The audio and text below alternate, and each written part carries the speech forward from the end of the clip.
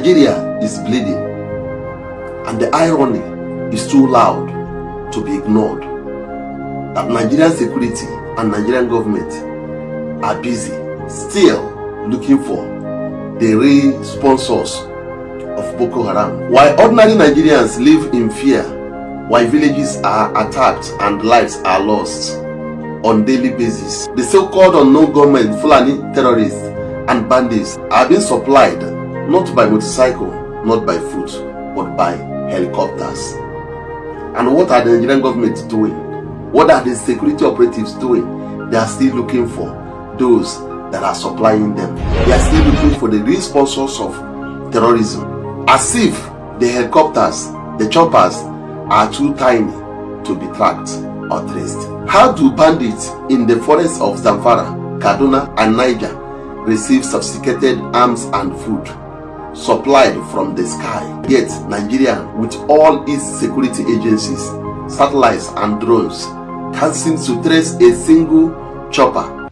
Is that not questionable? Is that not something that you need to ask yourself, what is really happening? What is it that is playing behind the scene that you do not know? Who are the real perpetrators of this very crime? Who are those behind these supplies? I must tell you, this is not ignorance. This is complicity, because I cannot call it incompetence. If it was incompetence, how come they were able to trace Mazi Nnamdi Kanu all the way from Kenya, to illegally rendition Mazi Nnamdi Kanu all the way from Kenya? How come they are able to trace people that are commenting on comment sections on Facebook, inviting them to come for questioning? How come they are able to invite different citizens, innocent citizens, to come in for questioning, for comments or videos that they made over the social medias? So you cannot call this act incompetence. It is an act, a deliberate act of either by the security men or the government in charge. We spend billions on security yearly. Our military is one of the best on paper, but somehow in real life the terrorists have better logistics than our so-called military. Do not forget, Senator Yusuf said that the military gadgets, military equipment, arms and ammunition that was purchased to fight Boko Haram was delivered to them as if it was palliative. I repeat again, who is the real perpetrator? Who is the actor behind this whole thing?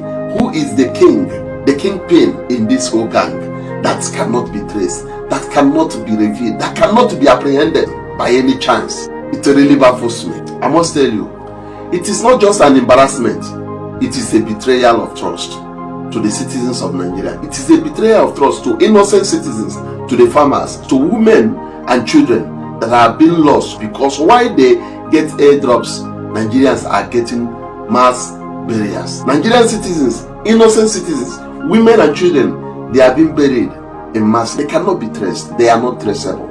The lines they are using, the phone they are using to make this video coverage, they are not traceable. Their network is not in Nigeria. It's not either MTN or Globe. They are using a different network that is not traceable. Their faces cannot be recognized because their faces are invisible. Children are kidnapped, women are raped, families are wiped out, and the response, press release and prayers. The question now is no longer who are the terrorists. The real question is who is flying those helicopters, and the more importantly, who is allowing them to fly.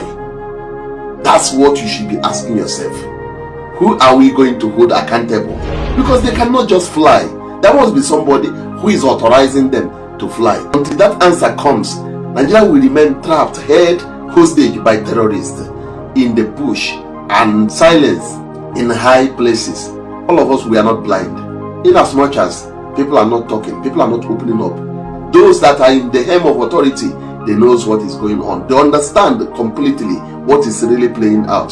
The fact remains that they don't want to disclose it. They don't want to come out to tell the public, to tell the Nigerian citizens, to tell the innocent citizens that put their trust in them. This is what exactly happening in Nigeria. If not, you don't tell me that choppers will be dropping things in the bush for bandits.